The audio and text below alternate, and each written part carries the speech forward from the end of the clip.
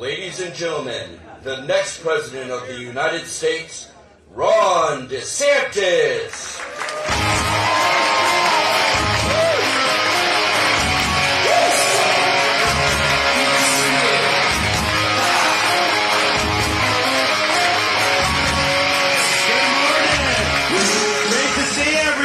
Thanks for coming out. We're excited to be here. I got my buddy here. He was with us on that. He watched some football games. Who won the Chiefs game yesterday? So he knows. All right, good go. Go see your mom, buddy. So we're now, I'm the only candidate that is going to do all 99 Iowa counties. And so by the end of today, we will have hit 74 of the 99. And our kids, Mason's 5, we got a 6 and 3-year-old daughters as well. They have been probably on more than half of them. So they've seen everything from a lot of farms. They've seen the Field of Dreams baseball stadium that they were able to go and play on in northeastern Iowa. They've had a great time. And look, you need to show up and earn the nomination. You have to show up and earn it. You're not entitled to it.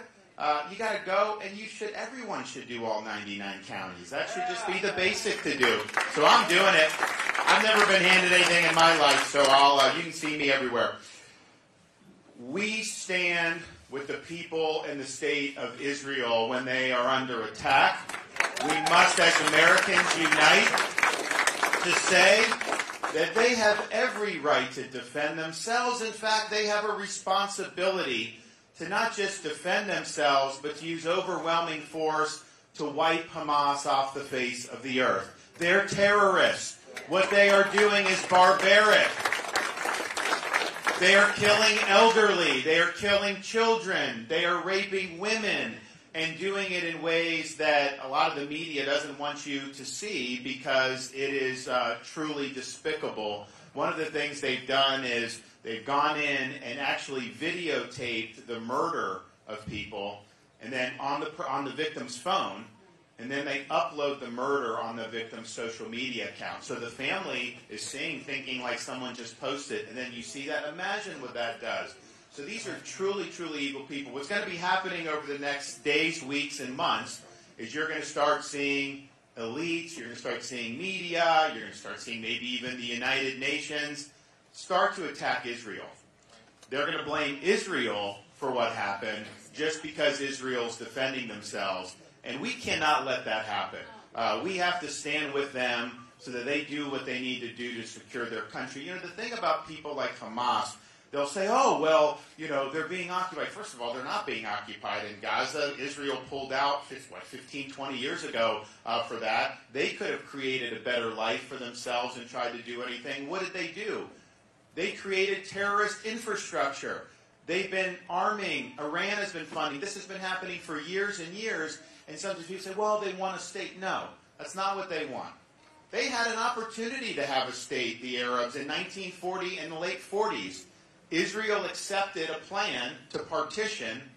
The Arabs rejected it, and they went to war against Israel. And they lost that war. Then they went to war in 1967. Israel preempted that, and Israel won that. Then they did a sneak attack on Yom Kippur in 1973. Israel won that. And then they've done a series of intifadas and terror attacks for many, many decades. They're not trying to get their own state. What they want to do is eradicate the Jewish state. They want to push the Jews to the sea and end the state of Israel. We're not going to let that happen. That is not right. They have every right to exist as a Jewish state.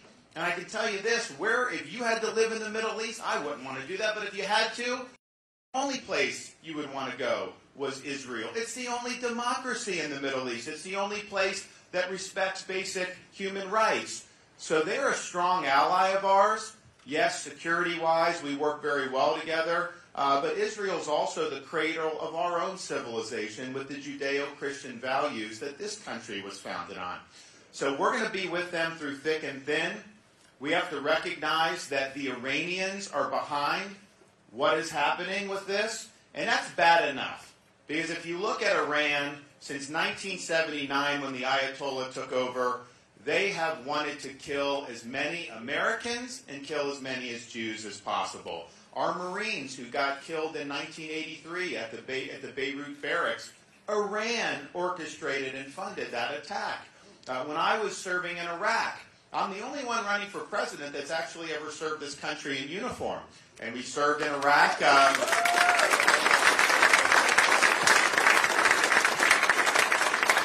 We served in Iraq in 07, 08 during not a great time initially. Things started to get better as we left. But at that time, there was a lot of focus on Al-Qaeda, and rightfully so. That's a Sunni Arab outfit.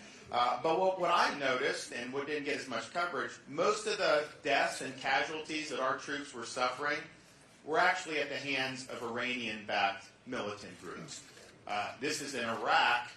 They were killing us. Hundreds of service members, probably over 1,000, at the hands of the Iranians. And back at that time, our casualties really weren't from normal combat. What they were doing is they would set up bombs on the roadside, so we had convoys coming in, and they'd detonate in an up-armored Humvee. And most of those IEDs were very deadly. But what the Iranians were doing is they did way more powerful IEDs called EFPs. And I'll never forget, before we deployed in, they would show tactics of the enemy. And they showed videos of the IEDs. That's not a good sight, because you're thinking like you're just in a convoy, like if your number's called, your number's called. And it was bad sights, but they were like, well, that's actually not that bad. I'll never forget, like, you could probably survive that. Maybe not, but you could. Then they showed us the Iranian bombs, and they're like, if that hits you, good night. There's no way, and that's what's happened. And they killed so many people. And they've never been really held accountable for that. So you have both the Obama and Biden administration, instead of recognizing Iran as an enemy of this country, they flooded them with cash. They've relieved sanctions under Obama with the Iran deal, which was a total disaster. Biden comes in. He's letting them make money on oil. They're making a fortune on oil. What do they do with the money? Do they make life better for the Iranian people? No. They fund Hezbollah. They fund Hamas. They fund wars in Yemen. That's what they do, because this is their ideology. This is militant Islamic ideology that they're dedicated to. That's why they're going to do. They're going to keep doing it. And then Biden gives them $6 billion for the hostage. First of all, you don't negotiate with terrorists. When you give in like that for hostages, that green lights them to do more in the future. So it was a huge mistake. But giving them $6 billion, and people in the media saying, oh, well, that $6 billion can't be used for terrorism. It can only be used for food and all this stuff. Well, maybe so, but you know what? If you were going to spend other money on that stuff, then you switch that. You take Biden's $6 billion to plug that hole, and then you can free up other money for terrorism. So Iran is a problem. And our federal government and Biden, they need to stop coddling a country that wants to see our country dead and wants to see Israel dead. You need to turn the screws on Iran. Don't give them an inch with making money off oil. Never give them a dime in cash like both of those administrations do. You need to recognize reality here and stop trying to play footsie with these mullahs. And here's the thing about Biden. The guy's missing in action. Where's the leadership? You have one of our top allies. You have one of our top allies in the world, our best ally in the Middle East, under attack in ways that they've maybe never quite seen before, but certainly one of the darkest hours that they've ever had to do. And did they wake Biden up so that he can man the post for us? No, he just slept in. It's like nothing's happening. Not exercising any leadership. We now know that we have lost 9 Americans in the terrorist attacks, and we know that there are many more that potentially could be missing. Was Biden, at the post yesterday doing what? No, he was at a picnic at the White House. This is just pathetic. We don't need a president missing in action. We don't need any more presidents that are past their prime. We need presidents that are going to actually lead and actually do the job, particularly in these crisis situations.